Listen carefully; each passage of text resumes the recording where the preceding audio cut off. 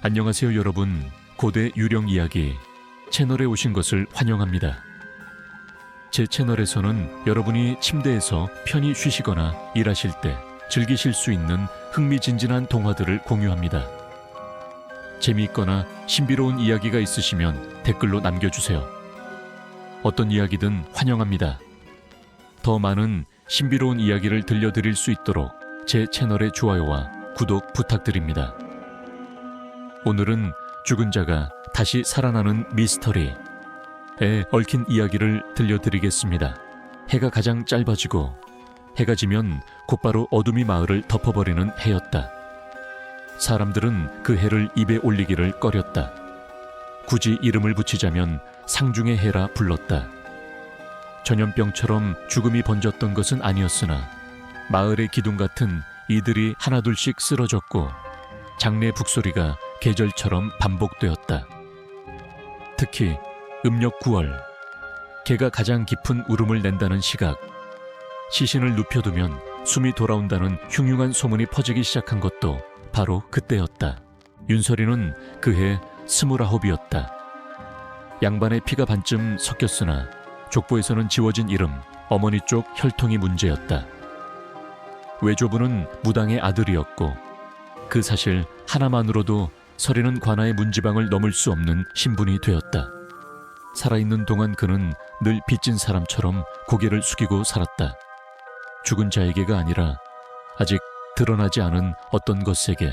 그가 일하는 곳은 성곽 밖에 버려진 해민서 별채였다. 한때는 병자들을 돌보던 곳이었으나 역병이 한 차례 지나간 뒤로는 아무도 가까이 하지 않았다. 관에서는 공식적으로 폐쇄했다 말했지만 가난한 자들은 여전히 밤을 골라 시신을 맡겼다. 관도 곡도 감당할 수 없는 집안의 마지막 선택이었다. 그날도 장례를 치르지 못한 사내 하나가 들것에 실려 들어왔다. 해가 완전히 진 뒤 시각으로 치면 분명히 술시였다. 사내의 몸은 이미 차가웠고 손톱 아래엔 검은 흙이 박혀 있었다. 그런데 설이는 그 순간 설명할 수 없는 망설임을 느꼈다. 죽은 자를 수없이 보아왔지만 그날의 침묵은 달랐다. 숨이 멎은 것이 아니라 숨을 참고 있는 것처럼 보였다. 해민서 뒷뜰에 느티나무 가지가 바람도 없는데 흔들렸다. 개 짖는 소리가 멎고 기름 등불의 불꽃이 길게 늘어졌다. 설이는 그제야 깨달았다. 이 시각, 이 장소, 이 사람은 우연이 아니었다. 오래전부터 정해져 있던 순서의 첫 번째가 이제야 제자리를 찾았을 뿐이었다. 그는 모르게 조상에게서 물려받은 빚을 술시의 문 앞에서 다시 마주하고 있었다. 서 해민 이곳 별그러 밖에서는 개가 나처럼 울기 시작했고 늙은 문지기 노파는 같은 말을 되뇌었다. 이 밤은 길다, 길어. 그녀는 이유를 묻는 이가 없어도 늘 그렇게 말했다. 그림자는 등불보다 먼저 벽을 타고 움직였고 사내의 얼굴은 아까보다 조금 덜 창백해 보였다. 설이는 그제야 깨달았다. 이곳의 평온은 오래전부터 금이가 있었고 오늘 밤은 그 균열이 소리를 내기 시작한 순간이라는 것을. 그는 여전히 병상을 지키고 있었지만 더 이상 이전의 밤과 같은 자리에 서 있지 않았다. 설이는 끝내 시신의 얼굴을 다시 덮지 못했다. 눈꺼풀이 미세하게 떨리고 있었기 때문이다. 죽은 자에게서는 결코 나타나지 않는 반응이었다. 그는 숨을 삼키며 물러섰다. 이곳에서는 귀신을 귀신이라 부르지 않았다. 다만 머무르지 말아야 할 기운이라 애둘러 말했다. 이름을 붙이는 순간 그것은 듣고 돌아본다는 말을 그는 어릴 적부터 들어왔다. 등불의 불꽃이 갑자기 낮아졌다. 기름은 아직 남아 있었는데 불은 마치 스스로 숨을 죽이듯 흔들렸다. 벽에 비친 그림자가 설인의 동작과 맞지 않게 한 박자 늦게 움직였다. 그는 고개를 돌리지 않으려 애썼다. 규칙 중 하나가 떠올랐기 때문이다. 그림자가 먼저 움직이면 몸을 믿지 말라. 병상 위에 산의 입술 사이로 숨이 새어나왔다. 그것은 살아있는 사람의 숨과 달랐다. 따뜻하지도 차갑지도 않은 공기였다. 마치 땅속 깊은 곳에서 올라오는 기운처럼 눅눅하고 무거웠다. 서리는 본능적으로 그 사내의 발치로 물러났다. 그 순간 발바닥 아래에서 또각 소리가 났다. 바닥에 떨어진 것이 있었다. 낡은 나무 바닥 위에 검붉은 실 한 가닥이 놓여 있었다. 피도 머리카락도 아니었다. 실은 스스로 꿈틀거리며 서린의 발목 쪽으로 기어왔다. 그는 급히 물을 끼얹었고 실은 물에 닿자마자 축 늘어져 움직임을 멈췄다. 그러나 물 위에는 미세한 파문이 오래도록 가라앉지 않았다. 문 밖에서 발자국 소리가 들렸다. 분명 혼자 있어야 할 시각이었다. 서리는 문을 열지 않았다. 대신 숨을 고르고 물었다. 누구십니까? 대답은 없었지만 문 너머에서 천천히 숨을 들이마시는 소리가 들렸다. 그것은 사람의 호흡과 너무 비슷해서 오히려 더 이질적이었다. 병상 쪽에서 낮은 소리가 흘러나왔다.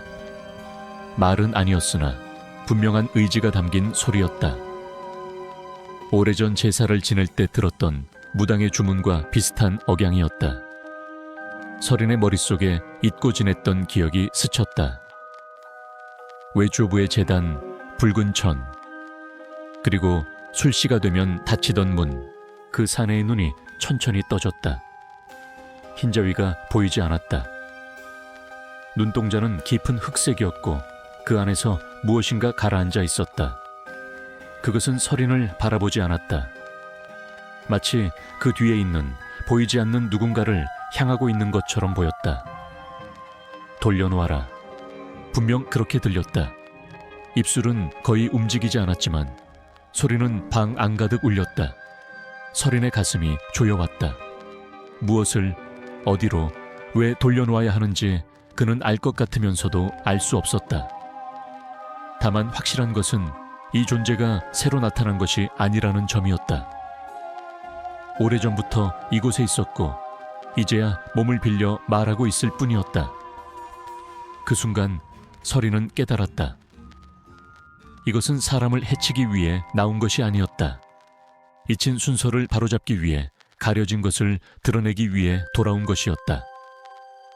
그리고 그 시작점에 자신이 서 있다는 사실을 서린은 병상에서 물러나지 못한 채 그대로 굳어 있었다.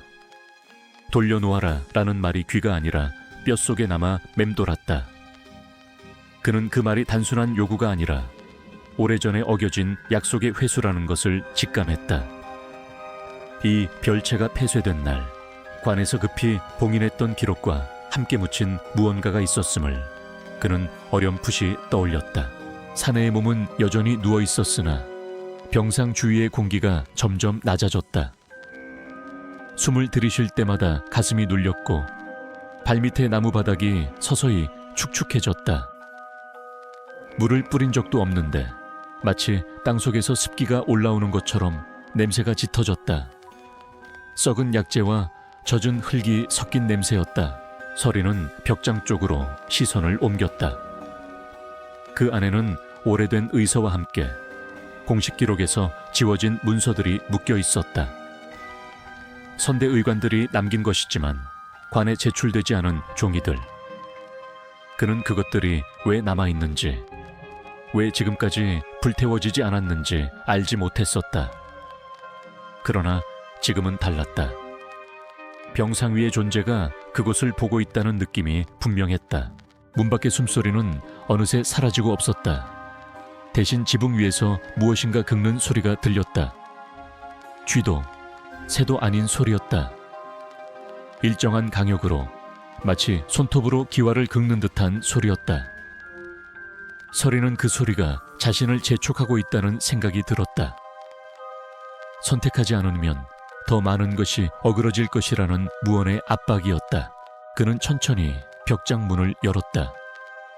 안쪽에서는 오래된 종이 냄새와 함께 붉은 실로 묶인 한 묶음이 눈에 띄었다. 실은 이미 발에 있었지만 풀리지 않도록 단단히 메어져 있었다. 서린이 그것을 집어드는 순간 병상 위의 사내가 낮게 신음했다. 고통의 소리가 아니라 확인의 소리에 가까웠다. 문서의 첫 장에는 이름들이 적혀 있었다. 병자들의 이름이 아니라 병자들을 돌보던 자들의 이름이었다. 그리고 그 중에는 서린의 외조부 이름도 있었다. 그 아래에는 짧은 기록이 덧붙어 있었다. 술시에 숨이 돌아온 자, 다시 숨을 거두게 하지 말 것. 그러나 그 문장은 붉은 먹으로 지워져 있었고 대신 다른 글이 덧씌워져 있었다. 즉시 처리할 것. 서린의 손이 떨렸다. 해민서에서 벌어졌던 일은 치료가 아니라 선별이었다. 살아날 가능성이 있는 자가 아니라 살아나면 안 되는 자를 골라내는 작업. 그 기준은 병이 아니라 혈통과 약속, 그리고 관에서 두려워하던 무언가였다. 술시에 깨어나는 자들은 단순한 병자가 아니었다. 그들은 오래된 제2의 일부였고 산자와 죽은 자의 경계에 서 있던 사람들이었다. 병상 위의 사내가 다시 한번 입을 열었다. 이번에는 소리가 아니라 머릿속에 직접 울려 퍼졌다. 숨을 빼앗은 자의 이름을 돌려라. 그 말과 함께 서린의 가슴 속에서 묻어두었던 공포가 형태를 갖추기 시작했다. 이 일은 개인의 잘못이 아니었다. 그러나 개인의 손으로 저질러졌고 그대가 역시 개인에게 돌아오고 있었다. 서린은 문서 묶음을 품에 안았다. 이것을 태우거나 숨긴다면 오늘 밤은 지나갈지 모른다. 그러나 그러는 순간 이 별채에 묶인 기운은 더 깊어질 것이 분명했다. 그는 이미 선택지의 끝에 와 있었다. 무언가를 바로잡지 않는 한 이 존재는 떠나지 않을 것이다. 그는 병상으로 돌아섰다. 사내의 눈동자 깊숙한 곳에서 또 다른 얼굴들이 겹쳐 보였다. 모두 같은 시각에 숨을 되찾았다가 같은 시각에 다시 잃었던 자들이었다. 그들은 아직 사라지지 않았다. 다만 이름을 되찾지 못했을 뿐이었다. 서린은 문서에 적힌 이름들을 한 줄씩 더듬어 읽었다. 소리내어 부르지 않았지만 글자를 눈으로 따라가는 것만으로도 공기가 미세하게 흔들렸다. 이름은 곧 존재였고 존재는 기억을 요구했다. 병상 위의 사내는 더 이상 신음하지 않았다. 대신 숨을 고르는 소리도 죽은 자의 침묵도 아닌 애매한 상태로 누워 있었다. 살아있음과 죽어있음 사이 그 애매함이 방 안을 가득 채웠다. 서린은 문득 관에서 내려왔던 명령이 떠올랐다. 해민서 별채를 폐쇄하던 날 담당 관리가 했던 말이었다. 여기서 일어난 일은 기록할 필요가 없다. 살아난 자가 있다면 그건 실수다. 그 말의 끝에는 늘 침묵이 붙어 있었다. 묻지 말라는 뜻이었고 이미 묻혀 있다는 의미이기도 했다. 그는 문서를 들고 별채 뒤편의 작은 제단으로 향했다. 제단이라 부르기에는 초라했지만 한때 무당이 드나들던 흔적이 남아있는 곳이었다. 바닥에는 오래된 부적 조각들이 흙과 섞여 있었고 기둥에는 붉은 천의 실밥이 아직도 매달려 있었다. 이곳에서 서린의 외조부가 마지막으로 제를 올렸다는 이야기를 어릴 적 들은 적이 있었다. 그 제는 완성되지 못했고 이후로 이 별채에는 술시마다 이상한 소문이 돌기 시작했다. 서린은 제단 앞에 문서를 내려놓았다. 불을 붙이면 모든 것이 사라질 수 있었다. 그러나 그는 불을 택하지 않았다. 대신 문서의 붉은 실을 풀었다. 실이 풀리는 순간 바람도 없는데 제단의 촛불이 동시에 흔들렸다. 이름들이 적힌 종이 위로 서늘한 기운이 내려앉았고 종이는 마치 숨을 쉬듯 미세하게 들썩였다. 병상 쪽에서 무언가 끊어지는 소리가 났다. 사내의 가슴이 크게 오르내리며 처음으로 살아있는 사람의 호흡과 닮은 숨이 터져 나왔다. 그러나 그것은 회복의 신호가 아니었다. 서린은 직감했다. 이 숨은 오래 버티지 못할 숨이었다. 되돌아온 것이 아니라 마지막으로 정리할 시간을 얻은 것에 불과했다. 제단 앞에서 서리는 조심스럽게 절을 올렸다. 무당의 주문도 관에서 정한 절차도 아니었다. 다만 이름을 기억하는 자의 예였다. 그는 마음속으로 이름들을 불렀다. 한 사람씩 빠짐없이. 그때마다 제단의 공기가 조금씩 가벼워졌다. 하지만 동시에 별채 전체가 낮게 울리는 소리를 냈다. 마치 오래된 뼈가 자리를 옮기는 소리처럼. 그 소리는 관아 쪽에서도 들렸을 것이다. 숨겨왔던 것이 드러나고 있다는 신호였다. 서리는 이 선택이 자신을 안전하게 해주지 않으리라는 것을 알고 있었다. 관은 진실보다 침묵을 원했고 침묵을 깨는 자는 언제나 대가를 치렀다. 병상 위의 사내가 마지막으로 눈을 깜빡였다. 이번에는 흑빛이 아니었다. 잠시나마 사람의 눈과 같은 색이 스쳤다. 그는 서린을 바라보는 듯 하더니 아주 미세하게 고개를 끄덕였다. 그 순간 사내의 숨은 조용히 멎었다. 다시는 돌아오지 않을 멎음이었다. 서린은 그 자리에 오래 서 있었다. 밤은 아직 끝나지 않았고 술시는 지나가고 있었지만 이곳에 묶인 것들이 모두 풀린 것은 아니었다. 다만 하나의 잘못된 매듭이 풀렸을 뿐이었다. 그리고 그 대가가 누구에게 돌아갈지는 아직 정해지지 않았다. 술시가 완전히 지나자 별채의 공기는 눈에 띄게 달라졌다. 눅눅하던 습기가 빠지고 썩은 냄새 대신 차가운 자의 냄새가 남았다. 그러나 안도감은 오래가지 않았다. 문서의 이름들을 풀어놓은 순간부터 이 일은 더 이상 이 별채 안에만 머물 수 없게 되었기 때문이다. 새벽이 가까워질 무렵 관에서 횃불 소리가 들렸다. 술라군들이 성곽 밖까지 나오는 일은 드물었다. 그들은 늘 해가 뜨기 전에는 발길을 돌렸다. 그러나 그날은 달랐다. 누군가 이미 보고했을 것이다. 별채에서 울려 퍼진 소리, 꺼지지 않던 등불, 그리고 다시 숨을 거둔 사내에 대한 소문이 서리는 시신을 정갈이 덮었다. 이번에는 아무런 망설임도 없었다. 이 죽음은 더 이상 어긋난 죽음이 아니었기 때문이다. 그는 문서 묶음을 제단에 그대로 두었다. 숨기거나 가져가면 진실은 다시 개인의 죄가 된다.